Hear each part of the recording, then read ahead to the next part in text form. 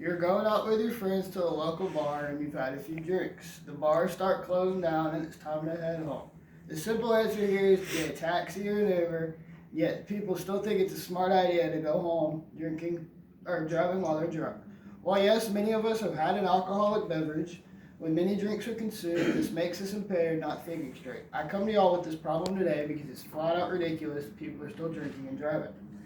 It's important to address drunk driving because many of us may not have yet experienced these accidents firsthand, but as the issue continues to progress, it might impact our lives.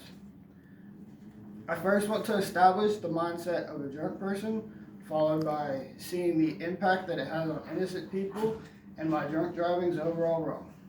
According to FHE Health, you have a mountain of evidence providing that somebody becomes an alcoholic through their divorce and separation problems, losing their car and home because they have a lack of money, and arrests for public intoxication and drunk driving.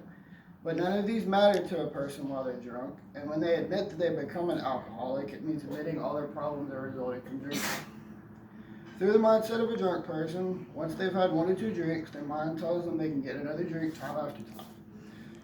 When it comes to an alcoholic, they mainly listen to their own thoughts rather than those around them, and because of this, they gain denial for not having another drink.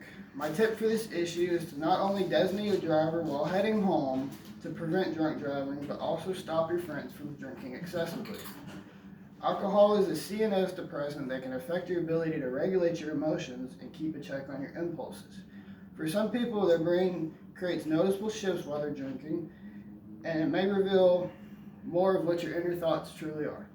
The person that comes out when you're drinking isn't truly fully you. Along with these changes in a person's mindset, when you're drunk, you see changes in their emotions and their brain activity, which causes them to become more sensitive. Through this point, you can see that they can't think straight and they have a delayed reaction along with impaired seeing right in front of them, which is a major factor when you're placed behind the wheel. Next, I want to take a look at those who become affected because of drunk driving. According to NHTSA, which is the National Highway Traffic Safety Administration, every day about 37 people in the U.S. die in drunk driving accidents, which is a person about every 39 minutes. In 2022, we saw 13,524 people die from alcohol-impaired accidents, and this could have all been prevented if you put a sober person behind the wheel. It's important to see this issue because it occurs time after time to people like us, and we continue to not let it stop. In addition to threatening the driver's life, drunk driving also threatens the safety of other drivers and pedestrians around them on the roadways and highways, causing motor crashes, and is a result of more than 30% of all traffic fatalities becoming the leading cause of death on the roadway. However, these consequences of alcohol-impaired drivers are far more reaching and can involve legal problems, injuries, physical and emotional trauma, and we can see the burdens that are caused by a simple fun night out. These problems snowball from a slight fender bender and can cost fortunes along with other people's lives. This shows us the impact that drunk drivers make not only to themselves but also to those around. The last point that I'll make today is how drunk driving is just overall wrong. According to an article by Addiction Help,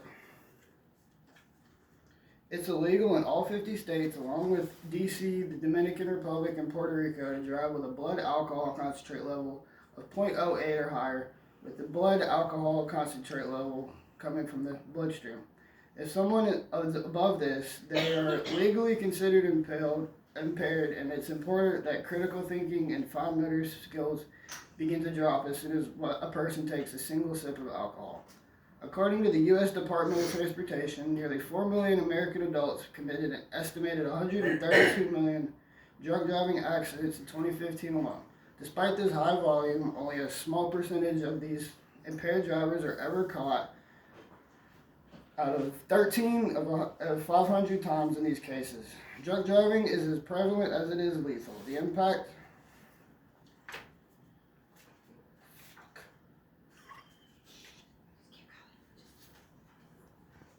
impact is unbearable through this process and through other surroundings to ensure safety, along with those around them. With this, we can see the various results of what makes drunk driving lethal, even though attempts of catching drunk drivers can occur.